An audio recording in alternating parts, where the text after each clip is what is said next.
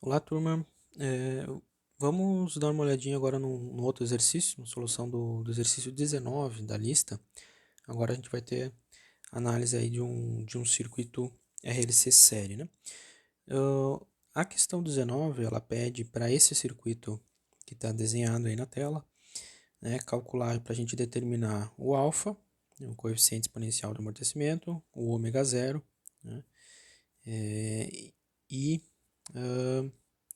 a determinar a corrente I, que está determinada aqui no circuito como a corrente que circula pelo indutor, determinar o valor dela no instante 0 mais, a derivada dI dt por um instante 0 mais, né, e determinar o valor da corrente no indutor em 6 segundos. Então a gente vai precisar achar uma expressão para a corrente I nesse circuito.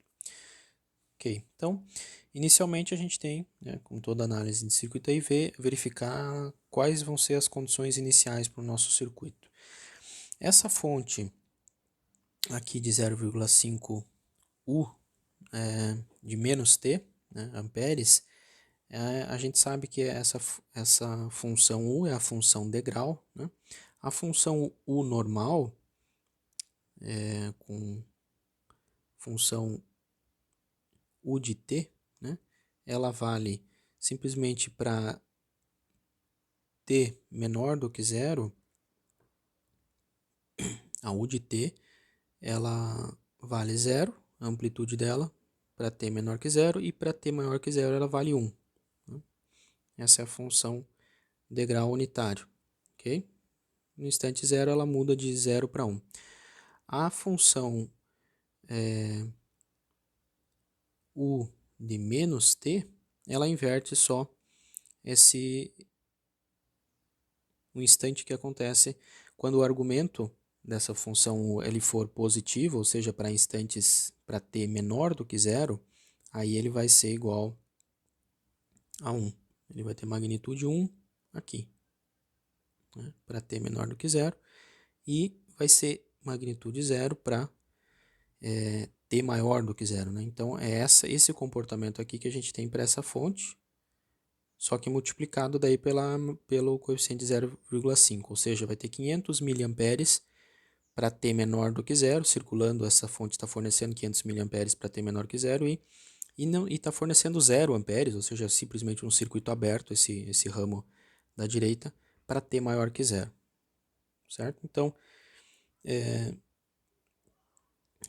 ressaltando isso, né? Então, para t menor do que zero, o circuito equivalente que a gente tem, considerando aqui que os elementos indutor e capacitor entraram em regime permanente, né? Ou seja, o capacitor vai se comportar como um circuito aberto e o indutor se comportar como um curto-circuito.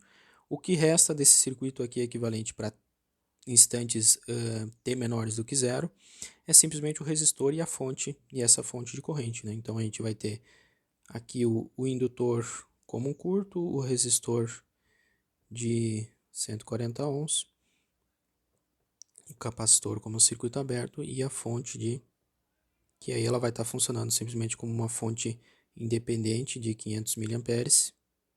É isso aqui, certo? Esse é o nosso circuito equivalente para T menor que zero. Então, para achar as condições iniciais, né, a corrente I aqui, fica fácil de ver, ó, a gente só tem um caminho, então a própria corrente IL no instante 0 menos, ou no instante antes dessa fonte sair de operação, né, a corrente que está passando pelo indutor é 0,5 amperes, no mesmo sentido. Né? E a tensão no capacitor, com essa polaridade aqui, VC de 0 menos, ele vai ser o quê? Como o indutor está se comportando como um curto-circuito, VC de 0 menos é igual ao potencial justamente sobre esse resistor, né? Com a mesma polaridade, inclusive. Então, igual a menos VR.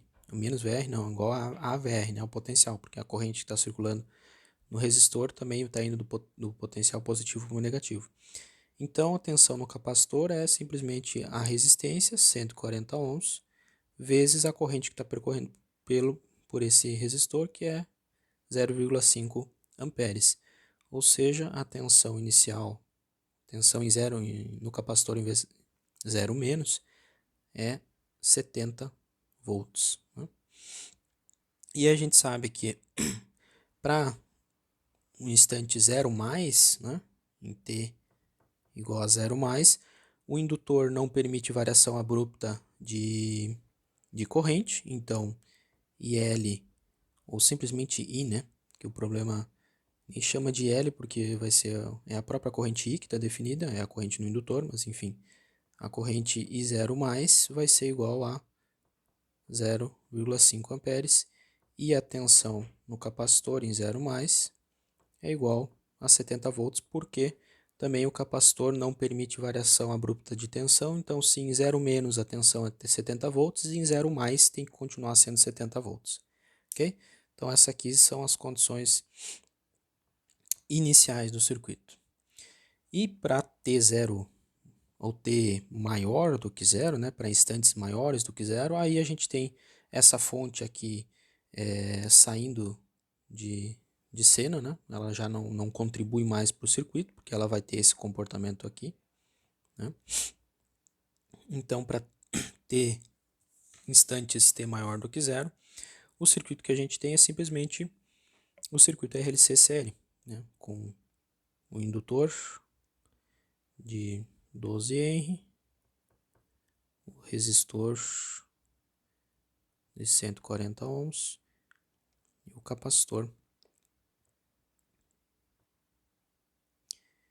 de 0,5 farad ou 500 milifarad, né?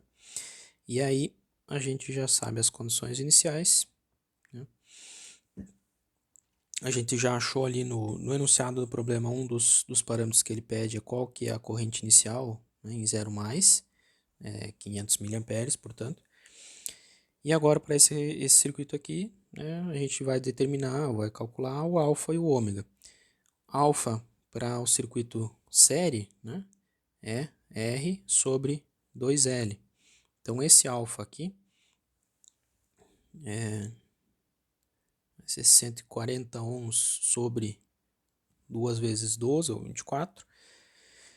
E o alfa vai ser igual, ou é igual a 5,8333 segundos na menos 1. Né? Aqui está outra resposta que a questão 19 pede no enunciado, determinar o alfa, o ômega zero, todos os procedimentos que a gente teria que fazer normalmente, né? Esses passos. Ômega zero 1 sobre raiz de LC. E o ômega zero vai dar igual a 0,40825. Né? Então, também o ômega zero aqui. E aí a gente já detecta ou verifica, né, que se o alfa deu maior que em radianos por segundo, né? O alfa deu maior que o ômega zero, então a gente tem um circuito série sobre amortecido.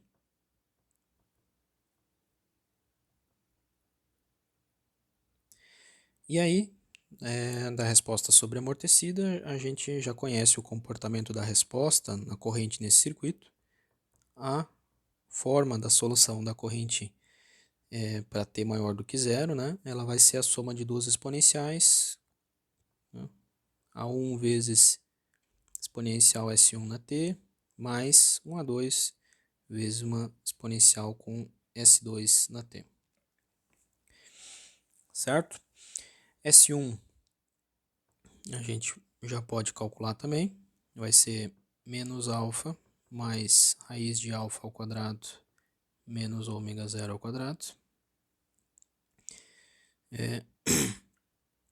Esse valor aqui, a raiz de alfa ao quadrado menos ômega zero ao quadrado dá 5,819, né? E aí o S1 encontrado aqui foi de menos 14,3 mili. E o S2 menos alfa mais agora esse raiz quadrada de alfa ao quadrado menos ômega ao quadrado. O S2 deu menos 11,652 segundos na menos 1 e segundos na menos 1, né? Unidade das frequências S1 e S2. Beleza. Aí, então, a nossa forma da resposta vai ficando dessa forma da função da corrente. A1 vezes E na menos 14,3, ou posso reescrever aqui como menos 14,3 mili, né? T mais A2 E na menos 11,652T. E aí a gente tem que agora aplicar as condições iniciais para achar os coeficientes A1 e A2, né? No instante t igual a zero, a gente encontrou que a corrente no indutor, né, ela vale 500 miliamperes, ou 0,5 amperes. Então, em t igual a zero, essa expressão aqui, que as exponenciais vão para zero, ou seja, A1 mais A2, deve ser igual à corrente inicial de 0,5 amperes. Né? Então, essa é a nossa primeira expressão para achar A1 e A2. A segunda expressão a gente tem que derivar, ou tem que fazer dI dt dessa expressão aqui, né? E a derivada dI dt, aí vai dar, nos interessa aqui, né? Simplesmente a derivada para um instante t igual a zero, que a gente vai, ou sabe, que daí no instante t igual a zero, essa derivada aqui, ou para qualquer instante, na verdade, a derivada ela vale a tensão no indutor dividido pela indutância, né? Isso vem lá da relação fundamental do indutor. A gente tem IL e VL, dada uma indutância.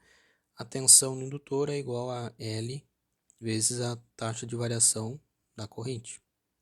Então, DI dt é igual para qualquer instante sobre o indutor VL sobre L. Mas a gente está interessado exclusivamente ou no instante t igual a zero, porque a gente conhece qual que é a tensão no indutor, ou tem como determinar qual que é a tensão no indutor no instante t igual a zero. Né? E aí, para achar uma segunda relação de A1 e A2. Então, a derivada dessa expressão aqui, né, para instante t igual a zero, essas exponenciais vão valer 1, né? Então, a gente só fica com a derivada dela, que é o menos 14,3 mili vezes A1. Então, a derivada de I dt é menos 14,3 mili vezes A1 menos 11,652, a derivada do segundo termo, vezes A2. Isso tem que ser igual a tensão no indutor no instante zero, dividido pela indutância de 12 henries, certo? E qual que é a tensão no indutor no instante t igual a zero? Né? Então, vamos voltar para o nosso circuito aqui, ó, para T0 menos, né? Ou melhor dizendo, voltar para esse aqui, para o T0 mais, né? A gente quer saber a tensão no indutor pode ser em 0 mais, né?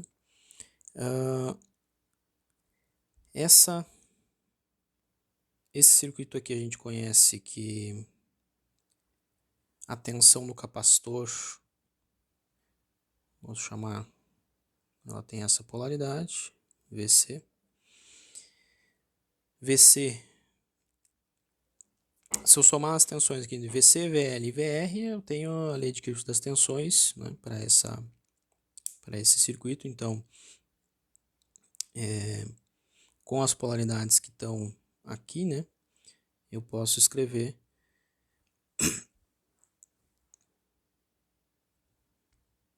que VC menos VL, porque daí eu tenho que considerar VL neste sentido, por causa da corrente no indutor, e VR eu vou considerar com essa polaridade, também por causa da corrente que está circulando no resistor. Então eu tenho que VC é igual a VL mais VR.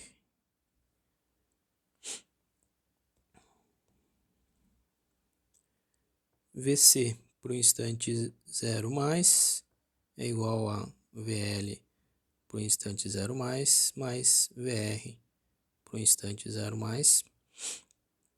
VC a gente sabe que vale 70 volts.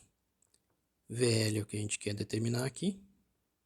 E VR ele tem que ser igual à corrente que está circulando por ele, ou seja, 140 ohms vezes a corrente que está passando por ele, que é IL de 0 mais, ou simplesmente I, né? É o circuito série. Então, I 0 mais. Este termo aqui, a corrente, né, é 140 vezes meio ampere, ou seja, isso aqui é igual a 70 volts também.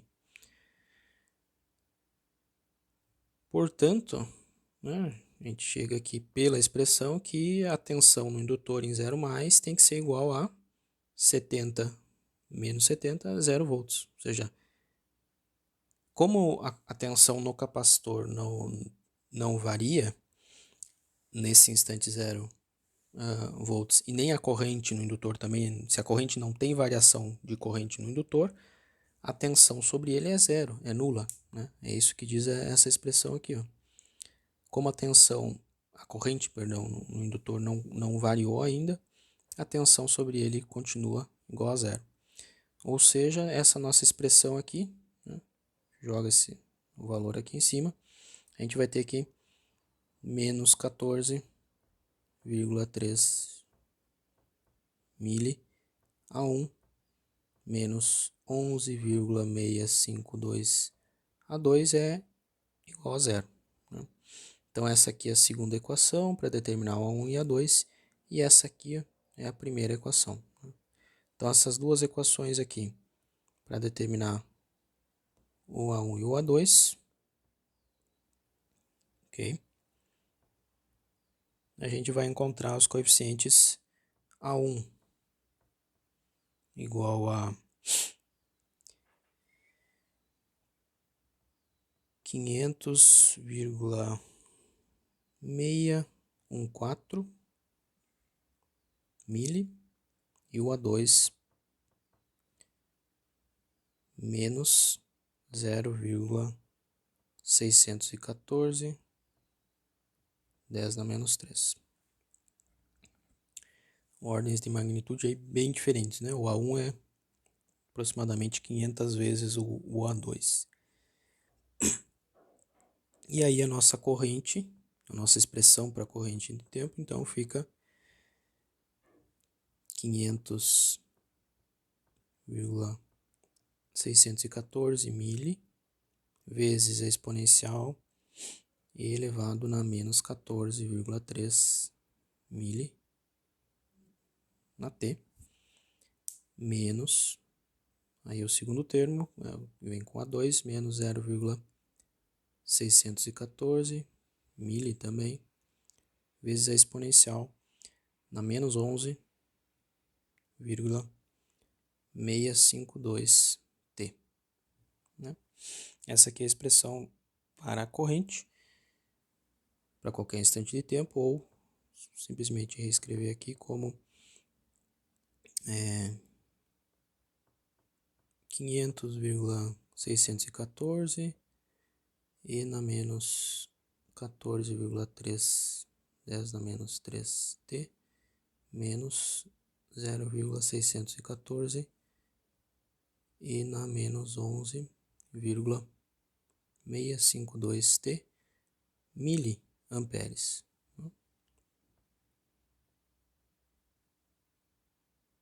Certo? Então essa aqui é a expressão para a corrente, e no nosso indutor aqui válida para instantes maiores do que zero, correto?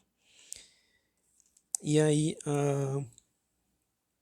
bem, a gente já calculou que o problema pedia também qual que era o valor de DI dt, qual que é o valor de DI dt para t maior que zero, e a gente achou que ele vale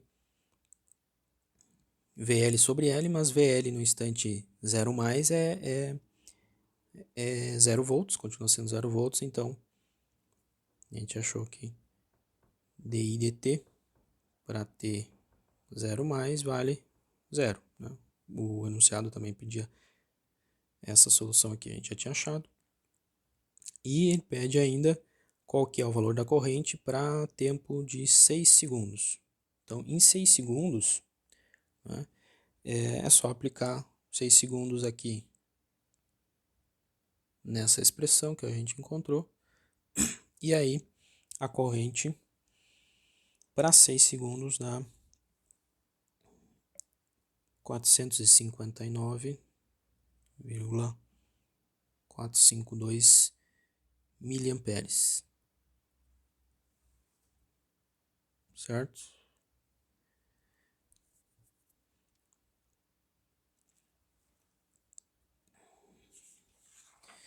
Olha,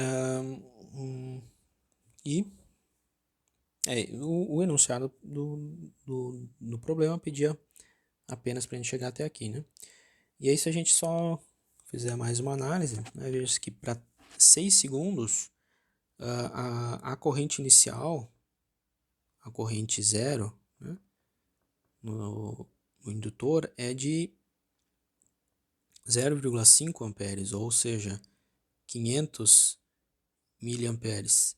Então, para ter 6 segundos, né, a queda na corrente, o amortecimento na corrente aí, ela foi de 500 mili para 459. Então ela foi uma queda bem baixa, né? Se a gente fizer aqui o relativo das duas, né? Então a corrente de 6 segundos dividido pela corrente inicial, isso aqui dá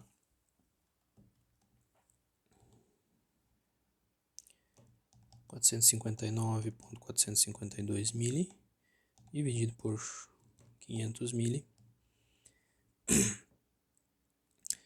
dá 0,918. É a relação, né? O fator entre as duas correntes, ou seja, passados após 6 segundos, a corrente ela caiu para 91,8% do valor máximo, que é o valor inicial, né? Ou seja, ela caiu pouco mais aí de 8% em 6 segundos, amorteceu, né? Pouco mais de 8%. E aí, bem, um amortecimento baixo, né? Relativamente baixo para esses parâmetros aí, devido também a um resistor mais elevado, né? E um tempo, então a gente vai ter um tempo de acomodação aí para esse circuito provavelmente bem longo, né? Se a gente fosse determinar, relativo a outros circuitos outros exemplos que a gente fez, né? A gente teria um tempo de acomodação mais longo aí nesse circuito. Ok? Então só fazendo uma análise complementar aí. Certo? Essa aí seria a solução do problema 19, então.